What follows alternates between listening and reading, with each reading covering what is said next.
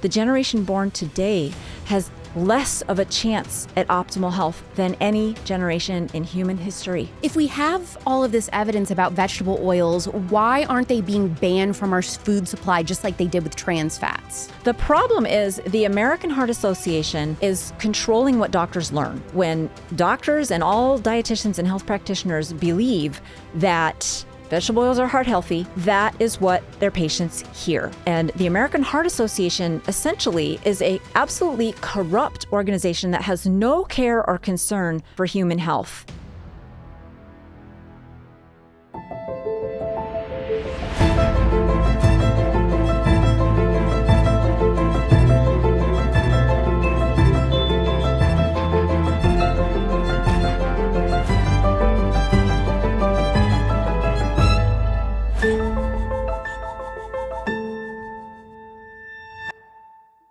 More than 80% of foods contain at least one type of vegetable oil, whether you go to Whole Foods or the dollar store. And 30% of the calories in our diet are coming from seed oils. These affect the health of each and every major organ and tissue, including arteries, our brain, liver, and skin. Now, some food scientists and nutritionists online say all this seed oil talk is a big nothing burger, that it's fear-mongering nonsense.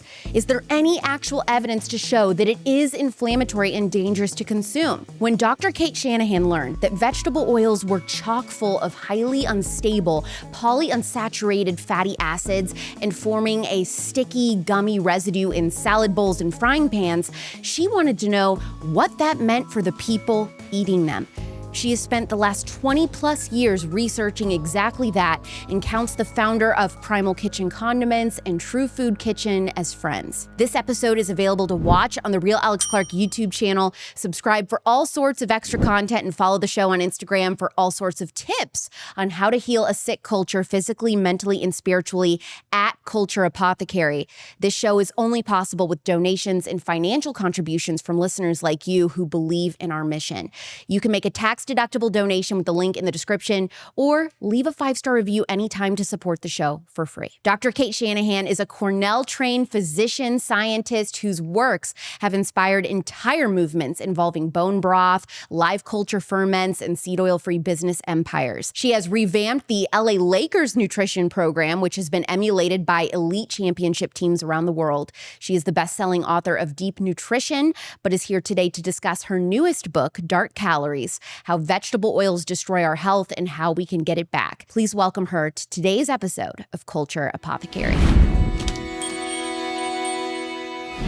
Dr. Shanahan, lots of people on social media say that this discourse about seed oils is fear-mongering. It's not based in science. What's your response? That is exactly what the processed food industry and the healthcare industries want us to believe. That empowers them. And so the people who are making those kinds of statements don't know it, but they are actually being, unfortunately, useful idiots for the folks who profit off of our sickness and suffering. Is there evidence to show that vegetable oils are really harmful to the body? There is so much evidence that this big fat book is only one of 3 equally big fat books that I've been filling with evidence over the past 20 years since I started studying and writing in this space. There is so much. I mean, we're talking about evidence from toxicology. We're talking about evidence from within the industry itself and evidence in basic sciences. There's so much evidence. I could keep writing books probably for another 20 years. And maybe even then I'd not run out because it's all around us. But the reason that doctors aren't seeing it is because we have another ideology that is totally clouding our vision about what's going on with our own patients. What is it about vegetable oils or seed oils that alarmed you so much as a doctor that you decided to spend the last 20 years really focusing on educating not only medical professionals, but the American people on the dangers of these oils? Unlike anything else in the food supply, they are full of toxins when they leave the factory. And the toxins in the bottles of the seed oils, like soy oil, canola oil, even if they say organic, there are toxins in there. And those toxins are just the start of the problem, because those toxins act like accelerants basically, and they turn around and turn other chemicals in the bottle there called polyunsaturated fatty acids. They damage those and turn them into toxins. And then when we cook with them, these toxins attack the nutrients in our food. And then when we eat them, the toxins start attacking our gut, our intestinal tract. They head to our liver. They start attacking our liver. And it just goes on. So I'm just scraping the surface, but there's nothing in the food supply that is released in this sort of a state where it actually contains known toxins in high concentrations. When we're talking about toxins and toxicology, we have to keep in mind this phrase, the dose makes the poison.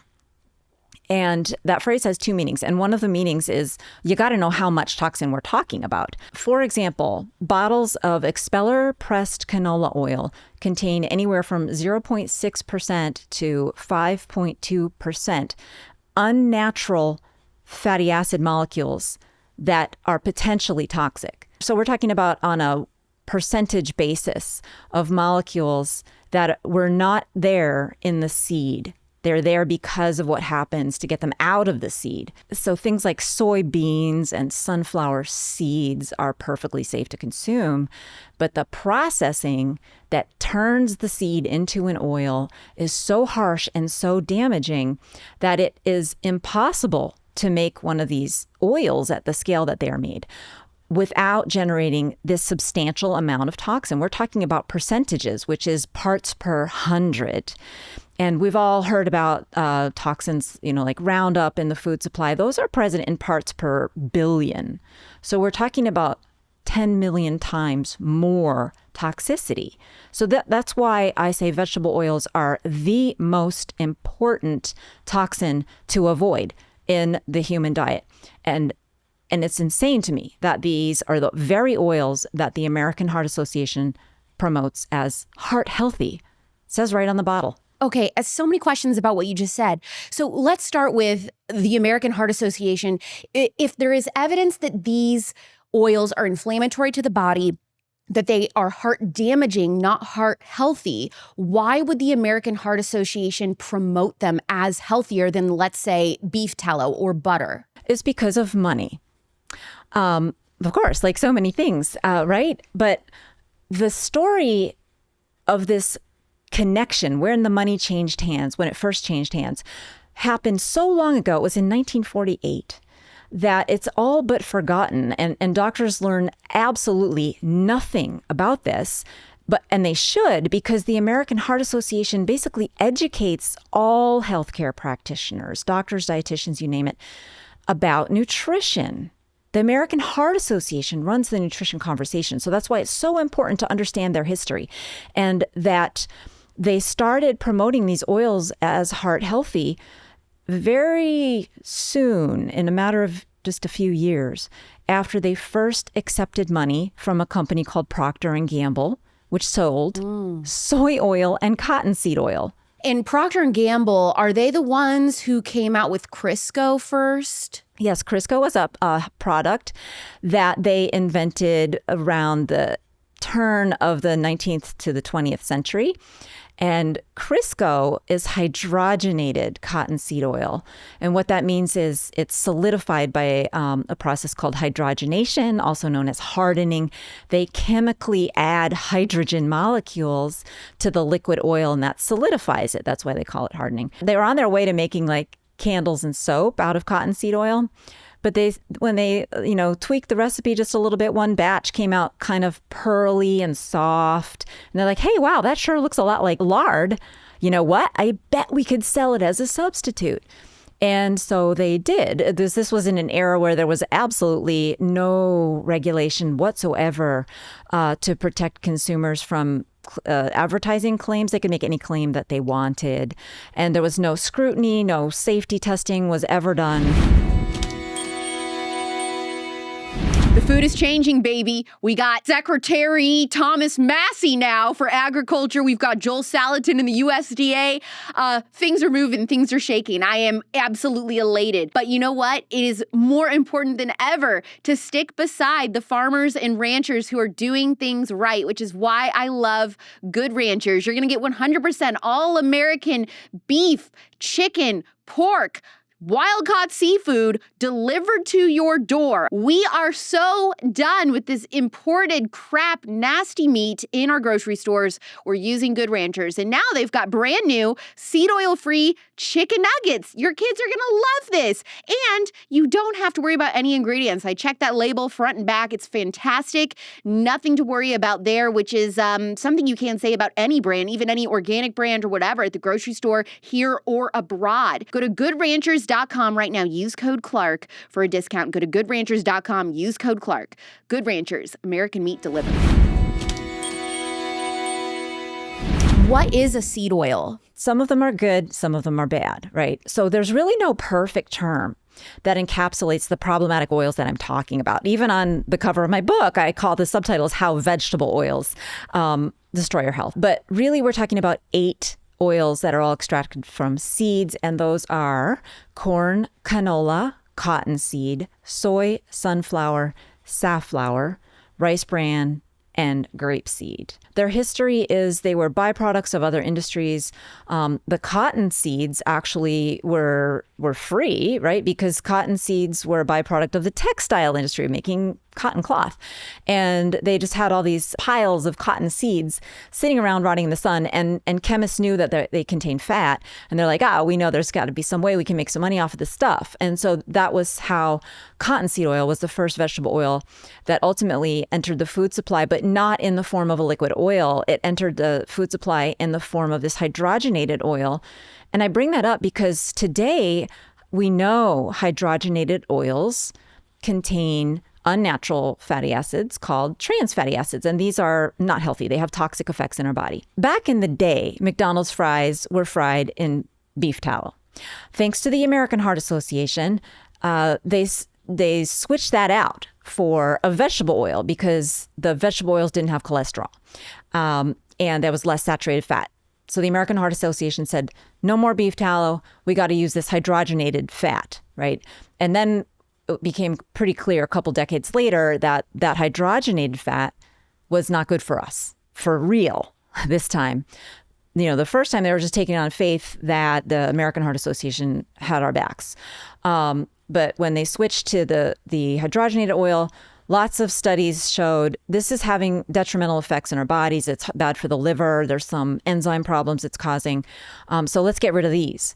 And then when they got rid of the hydrogenated oils, they had no substitute because the American Heart Association said you can't use tallow. That was still in play. And so what they did was they just put the liquid oils in there.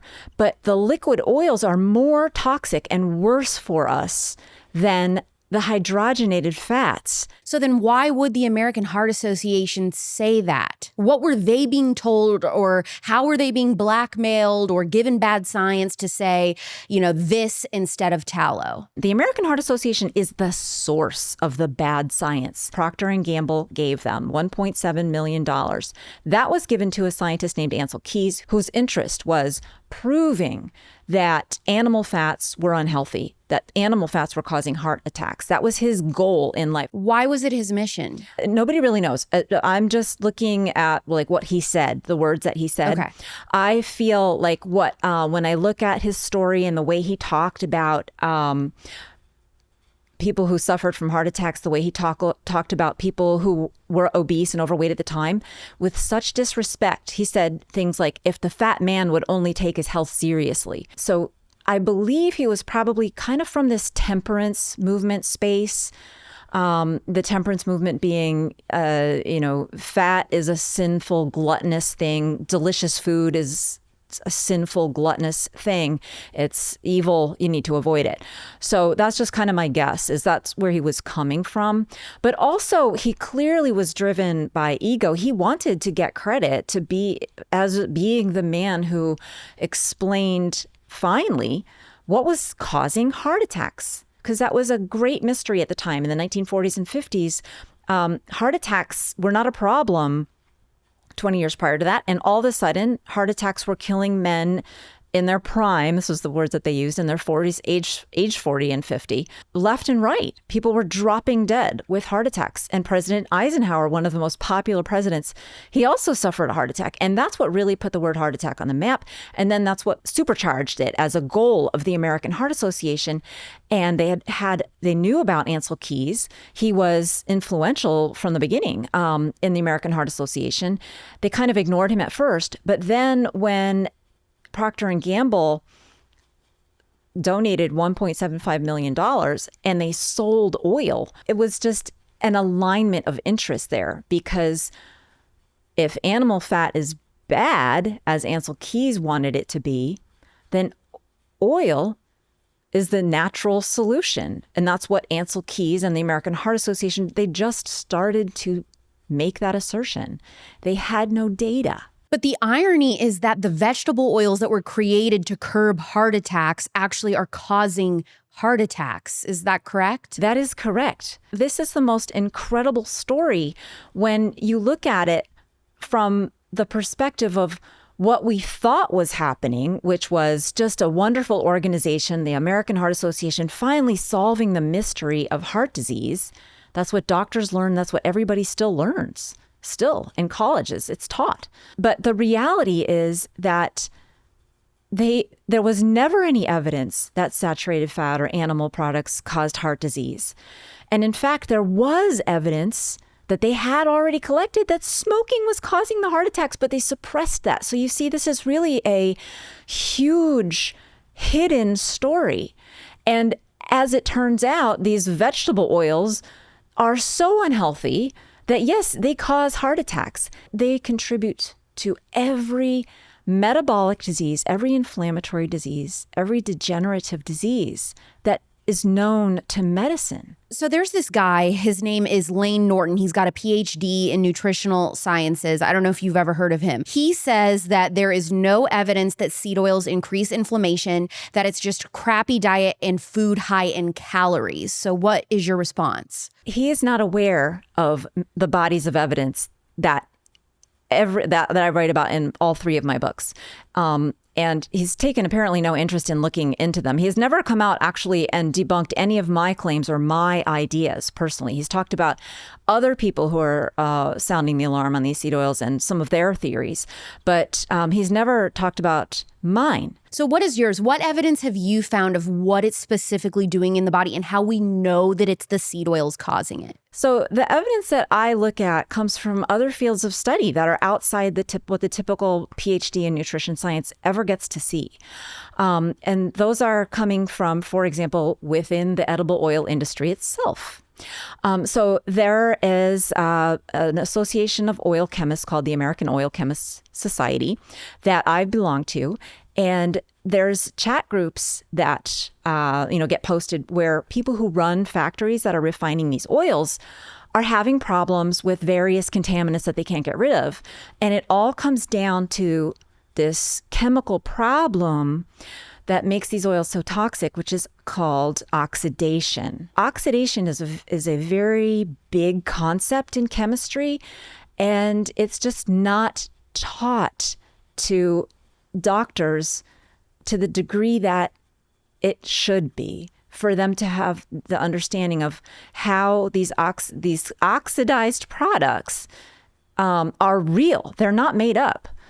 These are real toxins that exist in the food supply. I'm just getting at some of the evidence that that PhDs in nutrition do not learn. It's not just Lane Norton, it's all of them. The people that are naysayers, they claim that there isn't any proof. So that's why I wanted to have you on is to debunk this once and for all. Because I've read your books, but the short version, I know that there's a lot there and it's all in your book, but the short version that would be like how you would describe it to a fifth grader is perfect. The problem is that these oils are unstable. They're made out of molecules that break, kind of like glass. If you hold a glass in your hand, it's a useful object.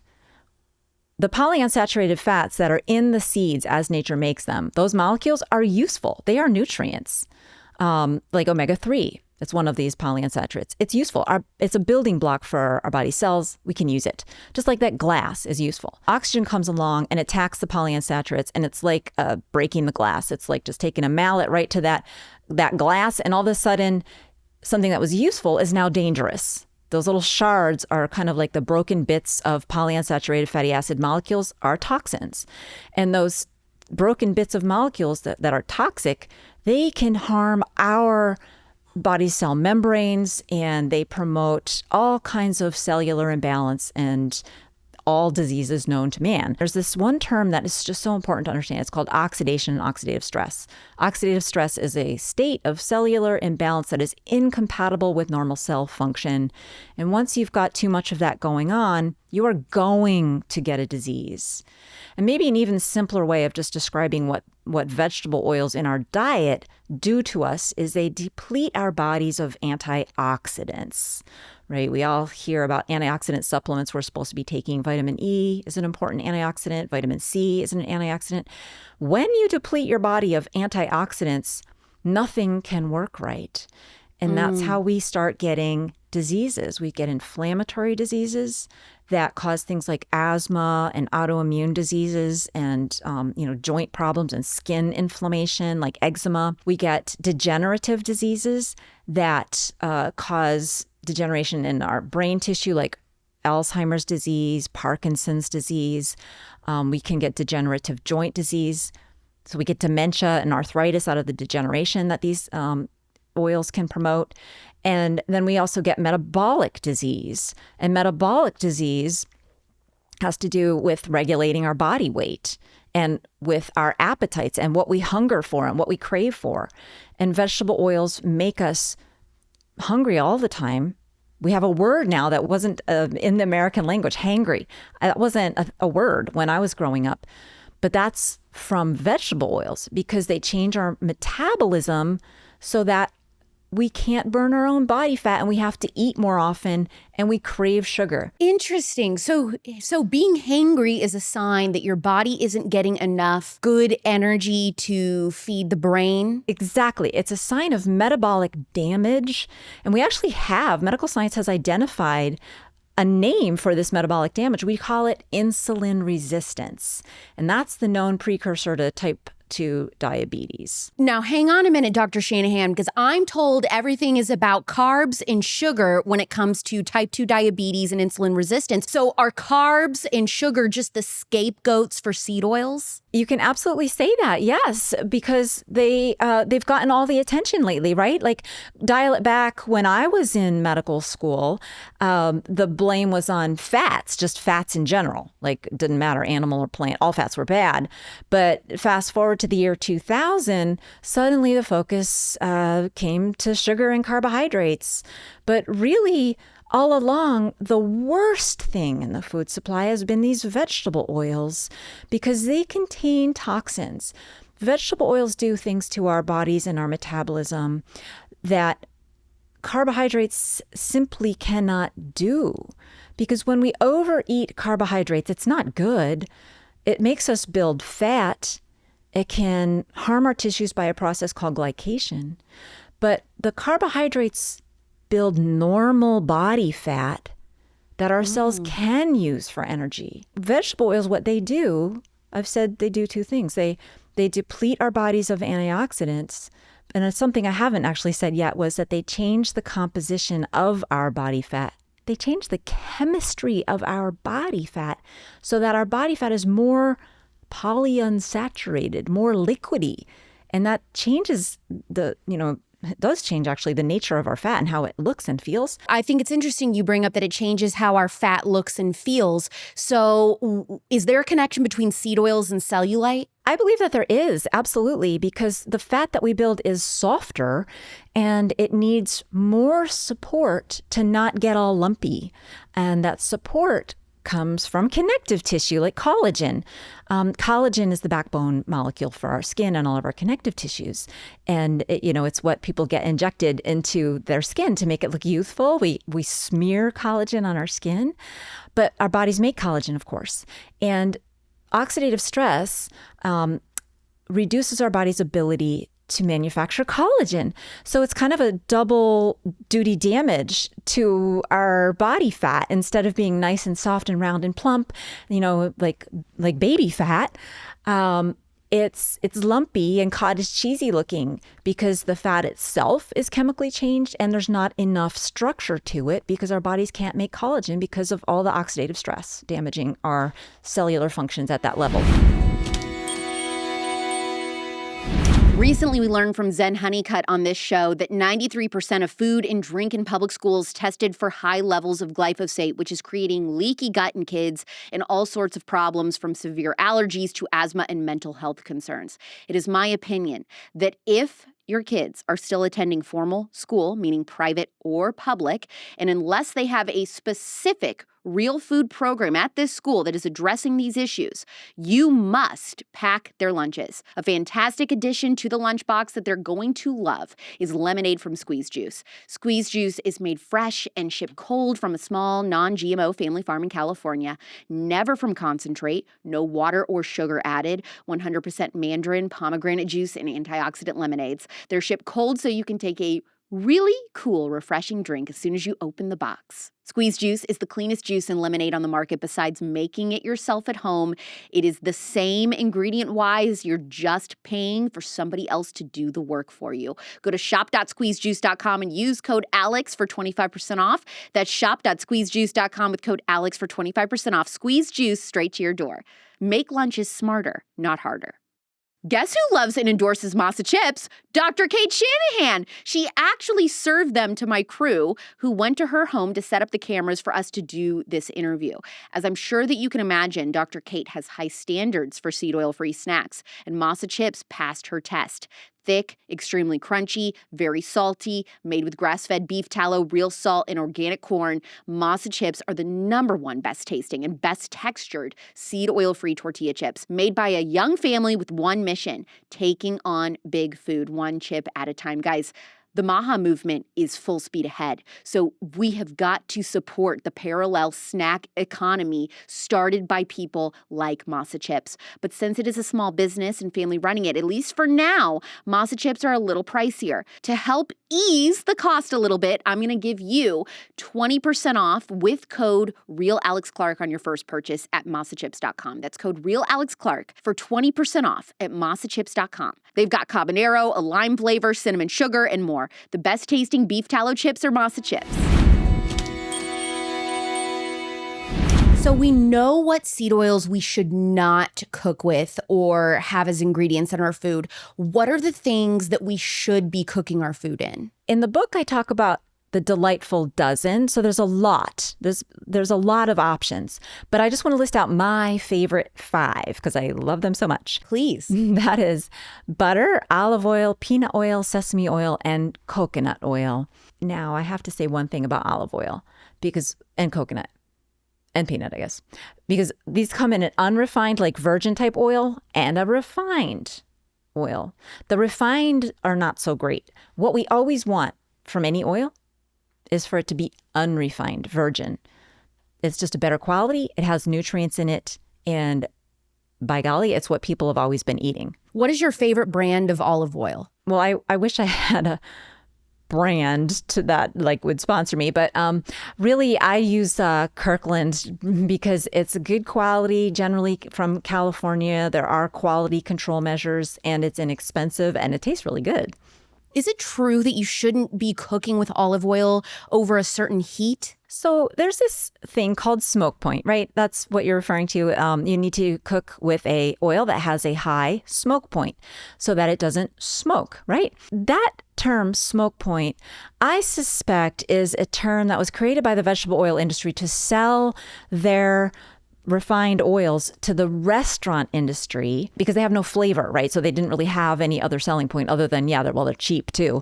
But so that has nothing to do with health. The smoke point of an olive oil varies depending on what you're cooking.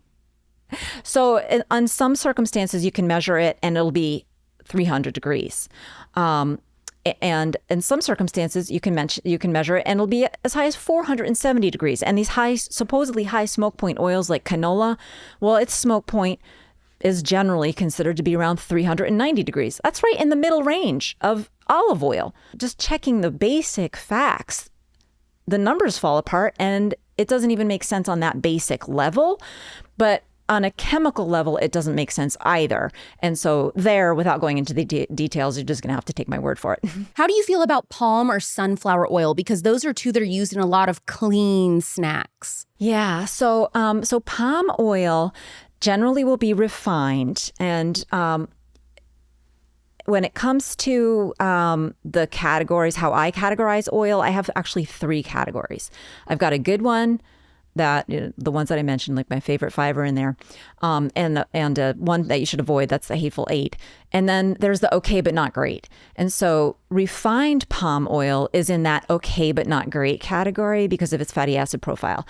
Whereas if it's unrefined palm oil, that is a healthy oil. But that's not what you're going to find in in grocery stores because they use the cheap stuff. And then sunflower, unfortunately, that is not good because it's one of the hateful 8. And I know it has like this healthy aura and healthy glow.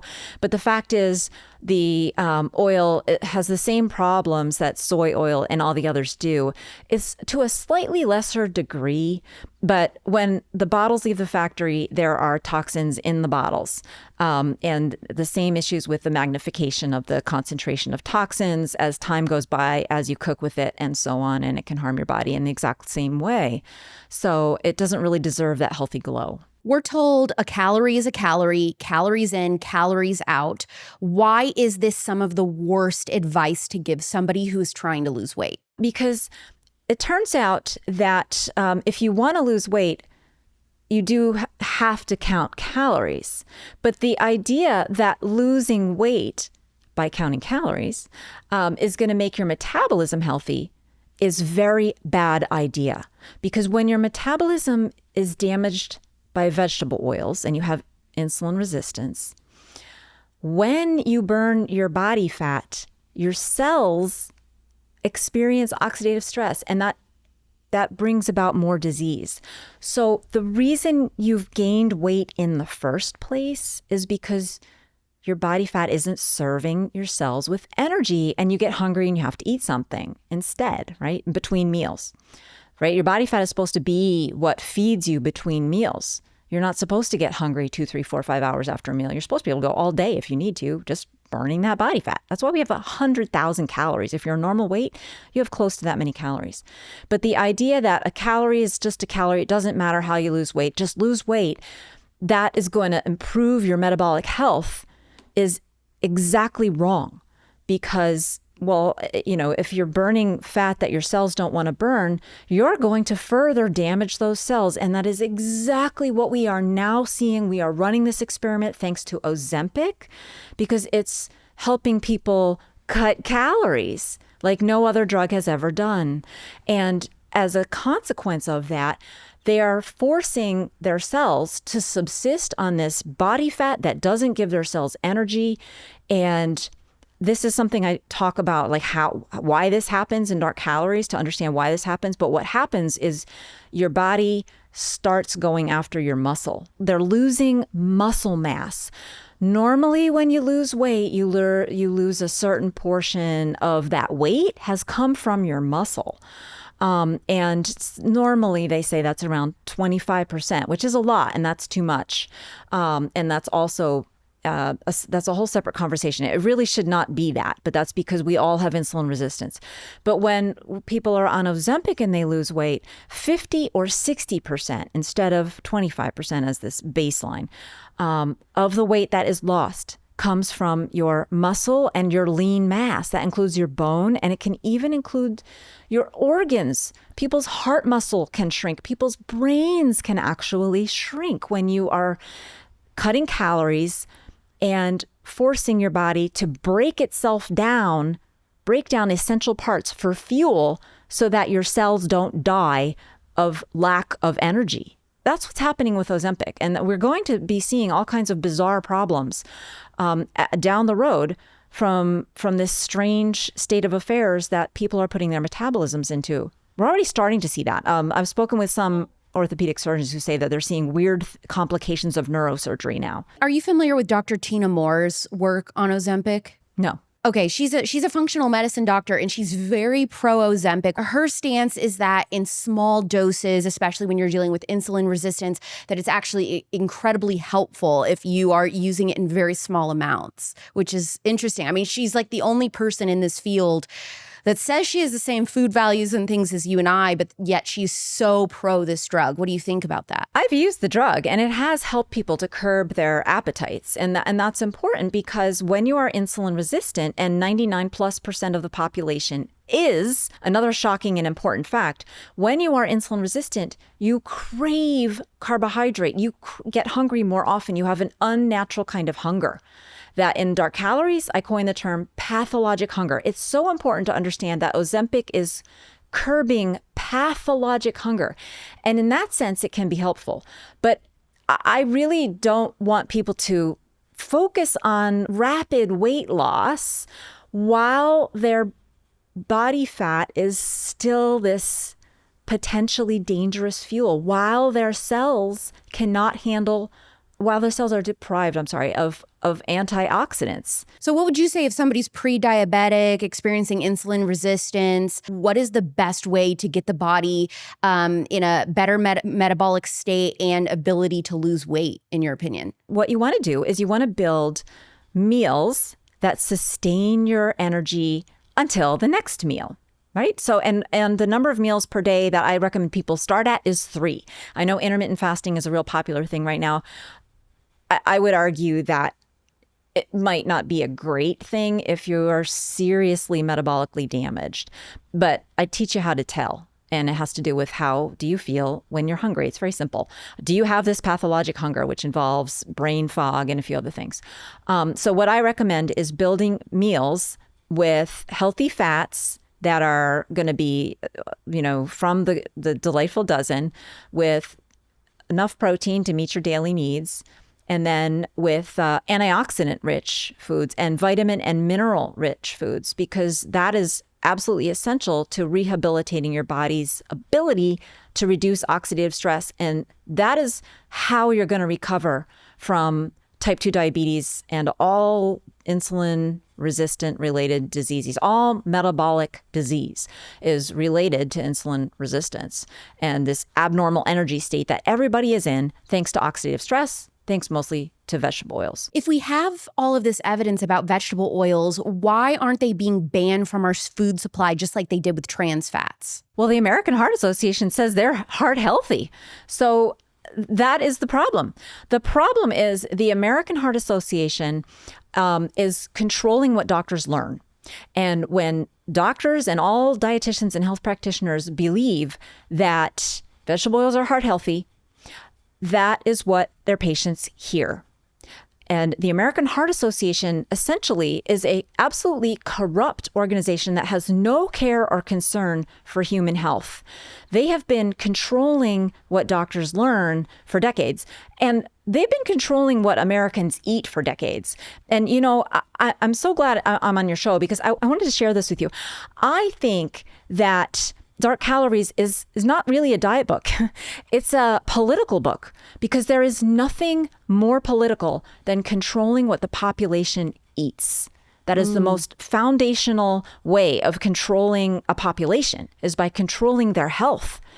And the American Heart Association has grown a population of Americans that is now unhealthy, and that is just an infinite supply of customers for the largest industry in our country, which is the so-called healthcare industry. Everyone calls it now the sick care industry, right? That is the number one industry. And it's thanks to the American Heart Association. And this is a story that I think everybody who cares about politics needs to hear. The American Heart Association is assisting the largest part of our economy, which is the healthcare industry, which runs the government because the healthcare industry spends more on lobbying than any other industry. So you see how it's a political issue? Most of my audience is so on board with this. And then there's a small number of them that are like, oh, I'm just so sick of talking about this. I'm so sick. But you and I understand this is so beyond like, you should just eat healthy. Exactly what you're saying, that this is a political movement, which conservatives especially should care about. It's a political movement designed to control us. And so that is why I'm so passionate about this, is because once I saw the corruption within the food, the medical industries, the pharma, I understood all of the ties to our politics. It's all connected. And so if we fix pharma in this country, I believe we would see the good repercussions of that everywhere. Well, Alex, I think the lever by which we got into this was doctors. The American Heart Association, first, they controlled what doctors think. And so personally, I think that if we can expose the American Heart Association for the corrupt organization that it is, expose the damage that they've done, which I believe the American Heart Association is responsible for more deaths than any war criminal ever in history. They've killed billions, and they are responsible for the suffering of untold more billions because they created this nutrition ideology. They miseducate doctors into telling our patients to eat oils that couldn't be better designed to make them sick. You see? So it's just, they are worse, I think, than the food industry because, actually I've interviewed scientists within the food industry, and they were warning, they were trying to warn actually doctors that taking away trans fats, taking away those toxic, mildly toxic hydrogenated oils and replacing them with liquid vegetable oils was going to be a public health disaster. And that's exactly what happened between the years 2000 and the year in 2020. So in that 20-year time frame, we doubled our consumption of liquid vegetable oil, even as we almost virtually eliminated trans fat and hydrogenated oils. When you look at the statistics on obesity in that same time frame, it also nearly tripled. And incidentally, and this is important for those people who still think it's carbohydrates making us sick, our consumption of carbohydrates went down. Our consumption of high fructose corn syrup went down by 60%. 60%, 60. Really? In the past 20 years. I'm very surprised by that, Dr. Shanahan. I would have thought that high fructose corn syrup was going up. That's what everyone thinks. And again, sugar is now becoming the scapegoat for crimes committed by vegetable oil. And I'm working to expose that. This is the most important health and political issue of our times. I don't know if you're familiar with my other book, but I happen to have it right here, Deep Nutrition. Yes, Deep Nutrition's phenomenal. Thank you. So that book was first published in 2009, and I wrote it starting in 2002, so almost 20 years ago. I warned that we are going to see an increase in medication-dependent youth and an increase in illness in young people. And that has come true because we have a worsening of our health across generations that we are seeing. And so the generation born today, thanks largely to vegetable oils and other lies about what healthy food is that came from the American Heart Association, the generation born today has less of a chance at optimal health than any generation in human history. And it's just so tragic. Do you have skin concerns and allergies that will not go away or improve? When was the last time you checked the ingredients in your makeup? When it comes to lightening your load of environmental toxins, makeup is a great place to start. I love to recommend Adele Cosmetics because they are a 100% transparent, holistic, toxin-free makeup company that's made in the USA and also shares my conservative and Christian values. Adele Cosmetics is a phenomenal Christmas gift idea for your daughter, your sister, your mom, or yourself. People are like, what should I ask for? What should I tell my husband I want? You want Adele Cosmetics. Luxe packaging, glass pots, gorgeous lipsticks. Adele was first created in 1999 because the owner had a health crisis and toxic makeup products were not helping. Adele makes their cosmetics in small batches without the use of parabens, synthetic fragrances, or anything else on an ingredient list that's difficult to pronounce. Everything from foundation to mascara to eyeshadow, it's all beautifully packaged and toxin-free. Because Adele searches for high-quality ingredients, customers have found that their products have helped to reduce inflammatory conditions like like acne, redness, eczema, and help restore balance to both oily and dry skin. Get a free foundation color match consultation at AdeleNaturalCosmetics.com and use code ALEX for 25% off. That's AdeleNaturalCosmetics.com and use code ALEX for 25% off your order of completely toxin-free natural makeup. Find everything in the description. Can we talk one-on-one for a sec? Are you drowning in student loan debt right now? Do you feel like there's no way out? Are you discovering that your entire family is affected by it?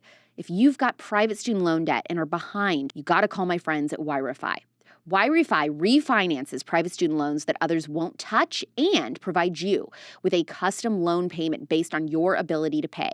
They can reduce your monthly payment and your total cost, and they don't care what your credit score is. YRefy is not a debt settlement company. You can tell your dad that. You'll receive a low fixed interest rate that you couldn't get anywhere else and a pathway to making all the stress and worry come to an end. Just give them a call at 888-502-2612. That's 888-502-2612 or go to YRefy.com. That's letter Y, REFY.com. If private student loan debt is wrecking your life, it doesn't have to. Call YRefy at 888-502-2612 or go to YRefy.com. May not be available in all states. What is more powerful in determining how susceptible we are to chronic disease, in your opinion? Is it diet or is it genetics? Diet, because diet influences your DNA. That's why the subtitle of Deep Nutrition is why your genes need traditional food.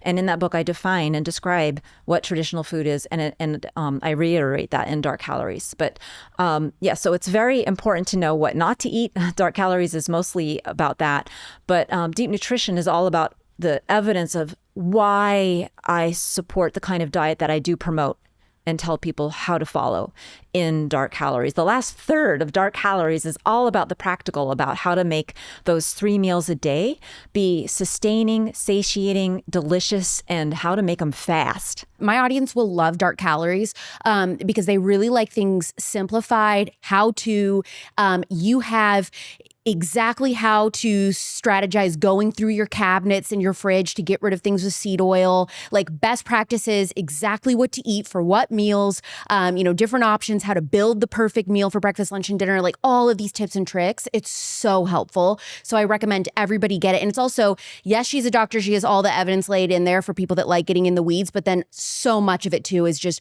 very simplified, very practical, and super educational. So I am curious, if vegetable oils are so bad, why are all baby formulas required to include them? Vegetable oils actually contain fatty acids that our bodies do need. There's 2 types of polyunsaturated fatty acids called omega-3 and omega-6. And without those, we can develop deficiency diseases. We need omega-3, which is a polyunsaturated fatty acid. We need that for brain building. We need that for our cell membranes. And we need omega-6. If we don't get that, we get skin diseases. And again, actually, our brains are built out of omega-6 fatty acids as well.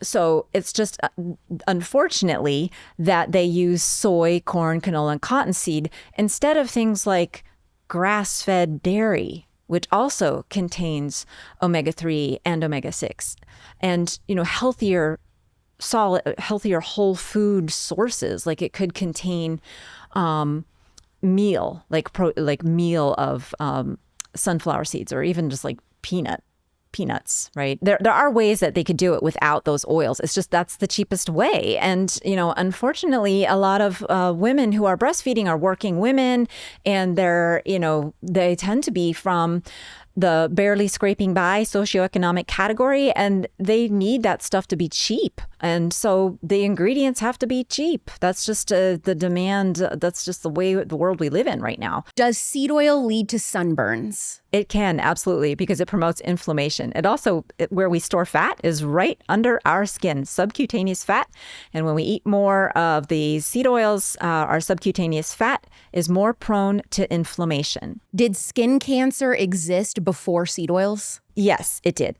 But it was less common, far less common. Cancer is actually a metabolic disease, and it's due to oxidative stress. Everything is due to oxidative stress. And so you can get oxidative stress through other things, through malnutrition, through too much alcohol, through too much smoking, through other toxins. So yes, all these bad diseases could have existed before seed oils. It's just that seed oils really gave them, they made them just so common that they're now common household terms. Can we trust foods that say organic or non-GMO but contain seed oils? No. So organic seed oil just means that they did not add hexane, but still organic sunflower oil, you name it, oil, will contain toxins as it leaves the factory, serious toxins. What should people bake with when a recipe calls for vegetable oil or Crisco? Well, butter. That's my bias. I say lard. I say butter or lard. What do you think about lard? Yes, I don't have a lot of experience with it just because I can't really get my hands on it, and I love butter so much. But my sister renders her own lard, and because she gets from a farmer right in her neighborhood, and she uses it more than she uses butter, and she loves it for vegetables, for baked goods. But she says it really tastes great on vegetables, which I can't imagine because I don't know what could taste better than butter. Well, I'll tell you what. Yeah, butter for vegetables is phenomenal, and then in baked goods, I think lard makes baked goods taste phenomenal. It's like, wow, this is like the best cake I've ever had. What's the secret ingredient? And it's the lard.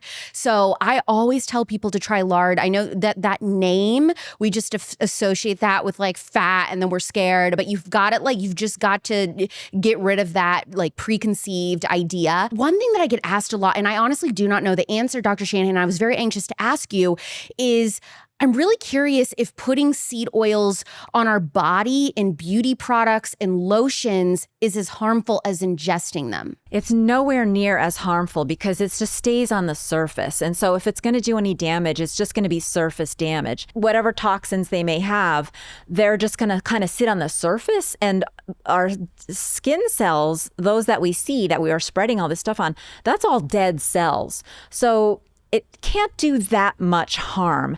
Theoretically, some of it could get absorbed. None of these studies are done, but I would say that you can be confident that it's not going to be toxic. It just might not really be that great for your skin. I am so happy to hear that. Like finally, like I think everything is always just like such bad news on my episodes as they find out all these evil things. But look, we have a piece of amazing news from Dr. Shanahan because I have amazing skincare products or whatever that have some kind of seed oil in it, and people get tripped up on the ingredients because we know how bad they are for food. But what advice do you have for navigating eating out at a restaurant but trying to avoid seed oils? I used to say, things like, well, find out what oil they're cooking. Just ask your server. That is a hopeless exercise because you're just going to sit there and wait. There's always going to be a seed oil. They're not going to know most of the time, right? And so what I've done instead is I've just taken to saying, do you have anything back there that you can cook for me right now in butter?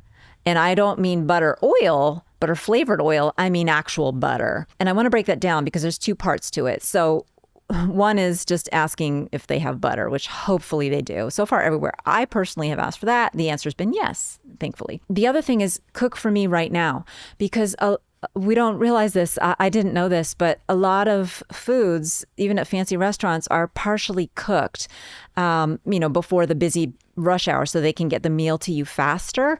And they will often generally be partially cooked in some kind of a vegetable oil. So it has to be like, if it's going to be a piece of meat, it has to be something that can be just cooked in a few minutes right there. So fish is often really quick to cook, obviously steaks. If it's going to be vegetables, it would have to be something like, they can always do a salad, throw together a salad, and, you can just skip the dressing. You're better off skipping the dressing and just asking for toppings that will make your salad taste delicious, like some avocado or some cheese or get a little glass bottle on Amazon with a lid and make your own dressing and put it in your purse. Yes, great, exactly. Yeah, and they even sell like those little plastic things, like of ketchup size things. They even sell that with olive oil in there. Thanksgiving is coming up. What are going to be the top items to avoid at Thanksgiving if you're not in control of cooking the food? I would say it's going to be the vegetables, really. because there's a good chance that there will be some kind of weird oil involved in that. What about the pies? So pie, interestingly enough, is often made now with palm oil, and refined palm oil is in my middle category of okay, but not great. So it's not that bad. Okay, so that's good news for people. You can have the pie, but maybe skip the vegetables. What a crazy world we're living in. And this is just a guess. If you're not in control of the food, I mean, maybe you want to just like say, hey, can I just take a look at the packages? Or offer, like, can I be in charge of different sides or desserts? And then you obviously know because you brought it what's in it. So I always say, like, what can I make, so that I can be in control of more of it. When it comes to feeding a child at home, what is the most important item on the plate that they should eat? Is it the vegetable or is it something else? Get them good meats, animal proteins, right? And probably the cheapest way of doing that is getting pasture-raised eggs. So eggs really are a superfood. And if you get eggs, that are pasture-raised, which most grocery stores have something that's at least a little bit better than the standard conventional egg. And then the other second thing is dairy. If your child doesn't have a dairy allergy, you can actually help prevent them from getting one by feeding them dairy. We're learning this with allergies, that you can help prevent allergies by feeding them the food. So dairy also is a superfood. I mean, it was created by nature to nourish children, growing children. Organic is good. Pasture-raised is better. Now, pasture-raised is not the same thing as pasteurized. All milk sold in grocery stores is pasteurized, almost all milk, as opposed to raw. But pasture-raised means the cow's got grass, and that is their natural diet. It's going to be a lot healthier dairy product, whether it's milk or yogurt or cottage cheese or cheese. Any dairy product, superfood. So really, I would say cheese, eggs, meats, beef. And if you can get them to like liver at an early age, that is like going to be an amazing superpower that your child will have that will give them quite the edge over the other children they're competing against for jobs, college spots, and in sports. So put Dark Calories by Dr. Cate Shanahan on your early Christmas list. Tell everybody this is the book that I want for Christmas. Dr. Shanahan, if you could provide one remedy, and I know that's hard to choose, but if you could provide one remedy to heal a sick culture, what would you say that is for you? Appreciate those people who make food from scratch. Because right now, those people who do that are mostly unsung heroes. And I include in this, I got to include the farmers too. We need to celebrate them. These are people who are bringing life-giving sustenance out of the earth. What is more miraculous and amazing than that? And I think that deserves attention, cherish, tax breaks, whatever you got to do to make more people want to do that, and then also learn how to cook it. I love that you said this, Dr. Shanahan, because I not to end on a note like this, but I think it's important to say, I just heard that farmers are experiencing higher suicide rates than almost any other profession right now, because of the corruption that they're dealing with. They can't grow what they want. A lot of them are wanting to grow this nutrient-dense food for us, but so many people are uneducated and they're wanting to get their food out there. They're wanting to make a living, but they have no one to buy. It's just this whole thing of what's causing that. But it's really sad and so important. I'm so glad that you said that, to thank the cooks that are taking the time, taking the hours out of their day to make these meals for their families and their communities, and then also the farmers. I love that. Thank you so much, Dr. Shanahan, for coming on Culture Apothecary. Thank you, Alex. This has been a high-powered conversation, and I so hope that I've reached some of your audience, and we can all join together to just get these toxic oils out of our diet and expose the corruption and fraud from the American Heart Association. I love Dr. Cate's focus on how we need to educate the doctors so that we can really change culture on this front. I hope you will read her book. It's just so good. I hope that you guys trust me at this point when I'm making book recommendations. I think I can toot my own horn and say that I'm pretty good at picking books, and her stuff is just phenomenal. Her research is rock solid. So I hope that you'll take the time and enjoy those. Make sure you're subscribed to the show if you're not on YouTube, Real Alex Clark, but also anywhere you listen to podcasts. New episodes every Monday and Thursday night at 6 p.m. Pacific, 9 p.m. Eastern. We are healing a sick culture physically, mentally, and spiritually. I'm Alex Clark, and this is Culture Apothecary.